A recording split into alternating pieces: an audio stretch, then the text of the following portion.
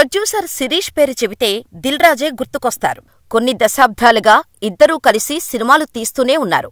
యాక్చువల్గా చెప్పుకోవాలంటే ముగ్గురు కలిసి సినిమాలు తీసేవారు. ఆయనే ప్రొడ్యూసర్ లక్ష్మణ్. కానీ సడన్ గా ఆయన ఎస్వీసీ నుంచి బయటకు వెళ్లిపోయి సెపరేట్ అయిపోయారు. సాధారణంగా సినిమా ఎంత పెద్ద సక్సెస్ అయినా సరే ప్రొడ్యూసర్ శిరీష్ స్టేజిపై అస్సలు మాట్లాడరు. కానీ అటువంటిది సంక్రాంతికి వస్తున్నాం ప్రెస్ మీట్లో సంచలన వ్యాఖ్యలు చేశారు. దిల్ రాజు పతనాన్ని కోరుకుంటున్నారు అని అన్నారు. అలా అన్న కొన్ని రోజులకే దిల్ రాజు ఇంట్లో ఐటీ రైట్స్ జరుగుతున్నాయి. ఈ ఐటీ రైట్స్ వెనుక ఉన్నది ఎవరు? దిల్ రాజు పతనాన్ని కోరుకుంటున్నది ఎవరు? మైత్రి మూవీస్కి దిల్ రాజుకి మధ్య గొడవేంటి? ప్రొడ్యూసర్ లక్ష్మణ్ దిల్ రాజు కాంపౌండ్ నుంచి బయటకెందుకు వెళ్లిపోయారు? Watch this story. Dil Raju, Lakshman, Sirish అనే 3 పేర్లు ఎస్వీసీ బ్యానర్ మీద వచ్చే సినిమాల్లో కనిపించటం సినిమా అభిమానులకు తెలిసిందే. గత 5 సంవత్సరాల నుంచి ఈ 3 పేర్లలో ఒక పేరు కనిపించటం లేదు. లక్ష్మణ్ వేరే కాపురం పెట్టుకున్నారు. 2020లో లక్ష్మణ్ ఎస్వీసీ సంస్థకు బ్రేకప్ చెప్పేశారు. ఆయన తన కొడుకు ఉజ్వల్ పేరుతో నేరుగా సినిమాలు తీయడం మొదలుపెట్టారు. లక్ష్మణ్ కొడుకు నిర్మాత నిరంజన్ రెడ్డి హీరో నాగార్జునతో నిర్మిస్తున్న సినిమాకు లైన్ ప్రొడ్యూసర్గా వర్క్ చేశారు. ఎస్వీసీకి పోటీగా ఉండే మైత్రి కాంపౌండ్ నుంచి కూడా, అంటే మైత్రి సంస్థలోని ముగ్గురిలో ఒకరైన మోహన్ కూడా విడిపోయారు. అయితే దిల్ రాజుకు, లక్ష్మణ్కు వ్యాపార బంధాలు తప్ప శిరీష్ మాదిరిగా కుటుంబ సంబంధాలు లేవు. బహుశా అందువల్ల సులువుగా సంస్థ నుంచి వెళ్లిపోయారు. ఇండస్ట్రీలో గానీ, ప్రేక్షకుల్లో గానీ శ్రీ వెంకటేశ్వర క్రియేషన్స్ అనగానే అందరికీ వెంటనే గుర్తొచ్చేది దిల్ రాజు. ఒక నిర్మాతగా సినిమా ప్రమోషన్స్కి, కొత్త సినిమాల అనౌన్స్మెంట్కి బయటకు కనిపించేది ఆయనే కావటంతో ఈ బ్యానర్కి అంతా దిల్ రాజుగారే అని చాలామంది అనుకుంటున్నారు. అయితే శ్రీ వెంకటేశ్వర క్రియేషన్స్ సంస్థలో దిల్ రాజు, శిరీష్, లక్ష్మణ్ ఉన్న విషయం చాలా కొద్దిమందికే తెలుసు. వాస్తవంగా శ్రీ వెంకటేశ్వర క్రియేషన్స్ సంస్థకి ఈ ముగ్గురూ కీలక పాత్ర పోషిస్తారు. సినిమాని నిర్మించటంలోనే కాదు, ఆ సినిమాని డిస్ట్రిబ్యూషన్, థియేటర్స్ విషయంలోనూ ముగ్గురూ ఒకే మాట మీద ఉంటూ 20 ఏళ్లు సక్సెస్ఫుల్గా ప్రొడ్యూసర్గా ఉన్నారు. కాని 20 ఏళ్ల నుండి కలిసి ఉన్న వీళ్లు అర్ధాంతరంగా విడిపోవటానికి బలమైన కారణాలే ఉన్నాయని చెప్పుకుంటున్నారు. సినిమాల క్రెడిట్ అంతా రాజుగారి ఖాతాలో పడుతూ ఉండటం, రాజుగారికి తప్ప తనకు నిర్మాతగా పేరు రాకపోవటంతో లక్ష్మణ్ అప్సెట్ అయ్యారని అంటారు. అందుకే ఆయన బయటకు వెళ్లిపోయి సొంతంగా సినిమాలు చేసుకునేందుకు ఇంట్రెస్ట్ చూపిస్తున్నారని చెబుతారు. ఇదిలా ఉంటే థియేటర్ లీజ్ అగ్రిమెంట్స్ మొత్తం లక్ష్మణ్ పేరు మీదే ఉన్నాయని, దీంతో ఈ చీలిక వస్తే మాత్రం థియేటర్ల విషయంలో రాజుగారికి ఇంతకుముందు ఉన్నంత గ్రిప్పు ఉండకపోవచ్చని అన్నారు. లక్ష్మణ్ ఎస్వీసీ నుంచి బయటకు వెళ్లిపోతే దిల్ రాజు పరిస్థితి కష్టమే అని టాక్ కూడా వినిపించింది. ఏదేమైనా దిల్ రాజు కాంపౌండులో ఇలా ముగ్గురూ విడిపోవటం సినిమా ఇండస్ట్రీలో ఒక హాట్ టాపిక్గా మారింది. అందరూ అనుకున్నట్టే లక్ష్మణ్ వెళ్లిపోయినా శిరీష్, దిల్ రాజు కలిసి సక్సెస్ఫుల్గా సినిమాలు తీయటం మాత్రమే కాదు, థియేటర్ బిజినెస్ కూడా బాగానే చూసుకుంటున్నారు. అయితే సినిమా ఇండస్ట్రీ అనేది పెద్ద వ్యాపార రంగం. ఏదైనా సరే వ్యాపారం కిందే లెక్క ఇక్కడ. ప్రపంచంలో ఎక్కడా లేని విధంగా తెలుగులోనే ఎక్కువ సినిమాలు తెరకెక్కటం జరుగుతుంది. సో ఇక్కడ బిజినెస్ కాంపిటీషన్ అనేది చాలా ఉంటుంది. ప్రతి ఒక్క ప్రొడ్యూసర్కి మరో ప్రొడ్యూసర్, ఒక బ్యానర్కి మరో బ్యానర్ కాంపిటీటర్గానే ఉంటారు. హెల్తీ కాంపిటీషన్ ఉన్నంతవరకు బాగానే ఉంటుంది. కానీ ఎప్పుడైతే రివెంజ్ కాంపిటీషన్ మొదలవుతుందో అప్పుడే రిలేషన్స్ అనేవి దెబ్బతింటాయి. సరిగ్గా ఇదే జరిగిందంటారు ఎస్వీఎస్కు, మైత్రి మూవీస్కి. అసలు ప్రొడ్యూసర్ లక్ష్మణ్ ఏ ఫంక్షన్లోనూ మాట్లాడరు. అలాంటి వ్యక్తి సంక్రాంతికి వస్తున్నాం సక్సెస్ మీట్లో సంచలన వ్యాఖ్యలు చేశారు. సంక్రాంతికి వస్తున్నాం నిర్మాతల్లో ఒకరైన శిరీష్ మాట్లాడుతూ, అనిల్ రావుపుడి లేకపోతే మేము లేం. చాలామంది మేము పోవాలని అనుకున్నారు. కానీ అనిల్ మాత్రం ఈ సినిమా మీ టోటల్ ప్రాబ్లమ్స్ ని సాల్వ్ చేస్తుందని చెప్పేవాడు. పైన తదాస్తు దేవతలు ఉన్నారనుకుంటా. అలాగే జరిగింది. మేము బావిలో పడుతున్నామని కొంతమంది సంతోషపడుతున్నారు. కానీ ఇప్పుడు లేచి ఈ సినిమాతో వాళ్ల పక్కనే ఉన్నాం. ఈ క్రెడిట్ మొత్తం అనిల్కే చెందుతుందని చెప్పాడు.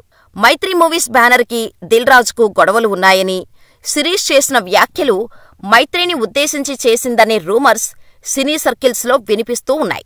గత కొన్ని సంవత్సరాలుగా దిల్ రాజుకు తన బ్యానర్కి తగ్గ హిట్టు లేదు.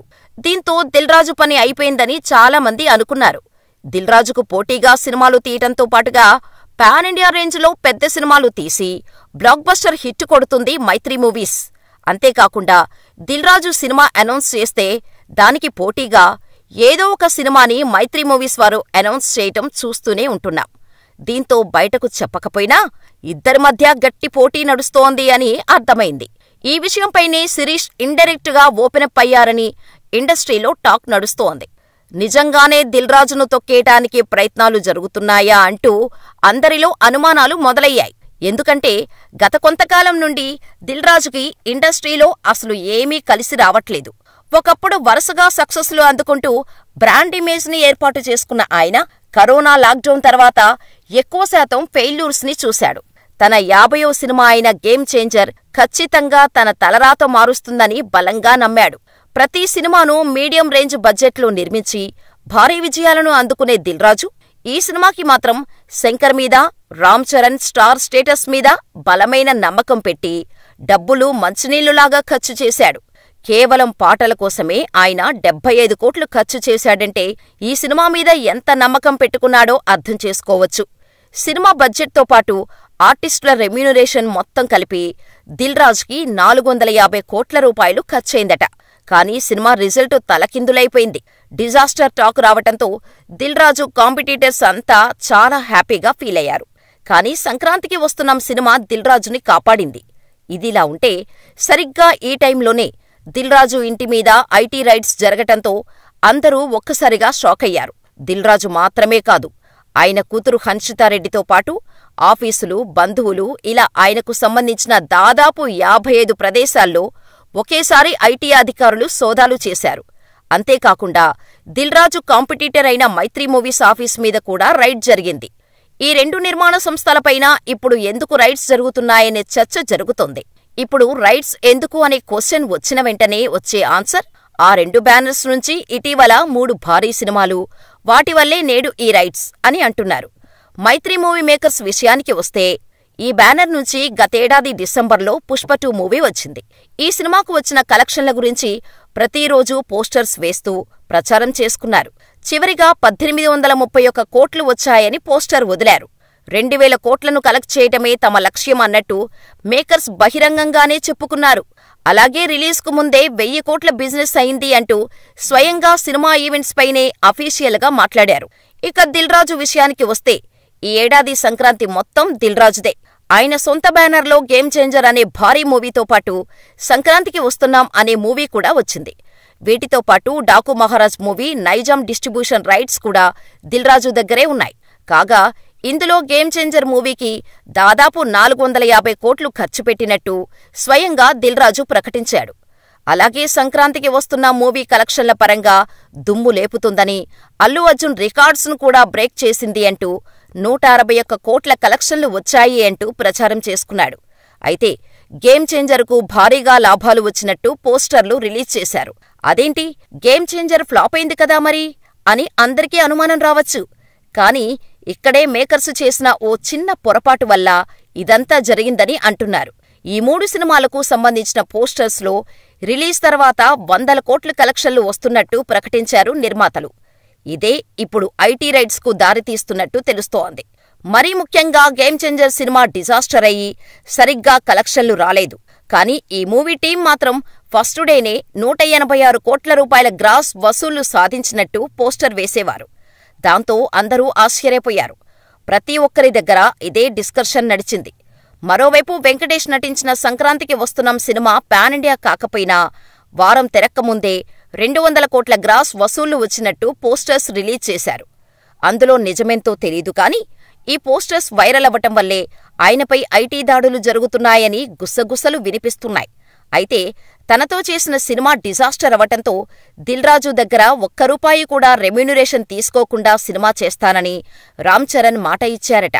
ఒకవేళ ఆ సినిమా కమర్షియల్గా హిట్ అయితే అందులో కొంత మనీని రెమ్యూనరేషన్గా తీసుకుంటా అని చెప్పాడట చెర్రీ. అయితే ఇండస్ట్రీలో దిల్ రాజుకు మంచి పేరు ఉంది. ఆయన ఎప్పుడూ ట్యాక్సులు ఎగ్గొట్టలేదు. ఇటువంటి విషయాల్లో చాలా నిక్కచ్చిగా ఉంటారు అని ఆయనకు పేరుంది. ఆ పేరు వల్లే తెలంగాణ ఫిలిం డెవలప్మెంట్ కార్పొరేషన్ చైర్మన్గా దిల్ రాజును నియమించారు సీఎం రేవంత్ రెడ్డి. దిల్ రాజు ఐటీ సోదాల్లో క్లీన్ చిట్తో బయటపడతారని చాలామంది నమ్ముతున్నారు. మరి నిజంగా దిల్ రాజుకు క్లీన్ చిట్ వస్తుందని మీరు అనుకుంటున్నారా? మాకు కామెంట్ చేసేయండి.